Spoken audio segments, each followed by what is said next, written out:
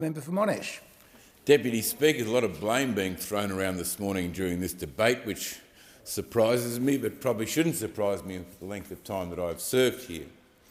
In the book, Deputy Speaker, The Girl with the Dragon Tattoo, which I recommend anybody to read, written so many years ago, but actually it describes exactly what we're going through at the moment. Our heroine uses her considerable skills in the cyberspace to bring down her enemy in the long run, either in information or financial movements across the country, across the world. And we are now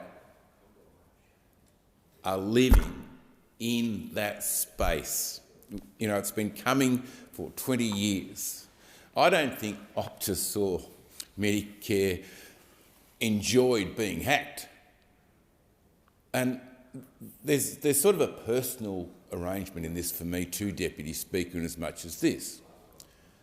Not a large building company, but not a small building company, building homes, residences, trading really well, fantastic product. And I asked a friend of the owner, what happened to the business? Had to go broke? It's such a good business.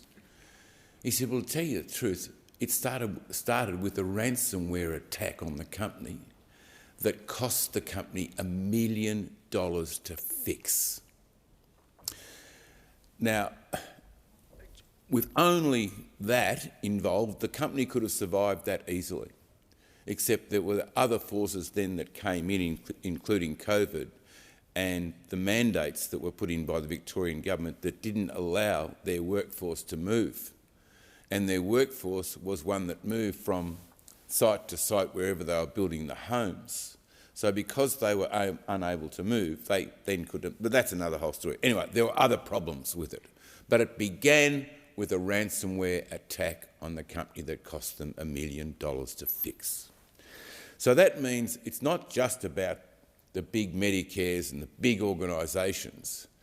We are under threat as individuals. That was a family-owned company. They've lost everything. They've lost their homes. They've lost their offices. They've lost everything.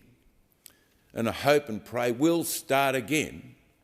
But this is where living in this cyberspace as we do today, another very close member of the family was about to send off a cheque as a payment on the building of a residence. And just for some reason he just thought he was just uncomfortable. $35,000, about to just bang, press the button. And he rang the builder and he said, look, mate, this isn't the sort of way that you sent it. It's got your name on it, it's got everything was there exactly the same, the last one that he'd paid, and actually he had been hacked, and had he have pressed the button, $35,000 would have gone straight into an account somewhere in Australia, then straight overseas within minutes. And that's what we're up to now. We have people, this is a war, but it comes down to the individual level as well. And how many members of Parliament must get at least one call a week of people that are being scammed or trying to be scammed all the time? So we have to be really on guard. As a nation, I believe the previous government did the best they could.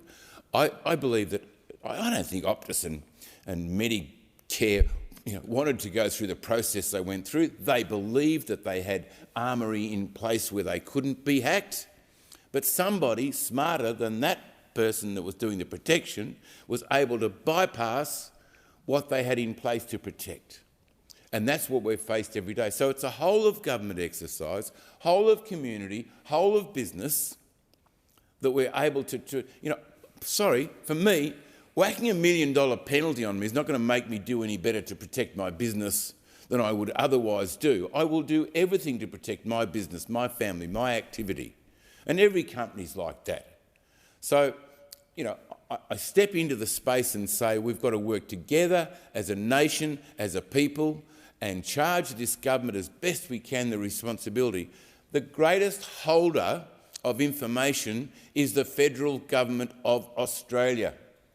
So we need to be looking at making sure our data can't be breached, so that we can survive into the future on behalf of the people of Australia. Thank you, Deputy Chair.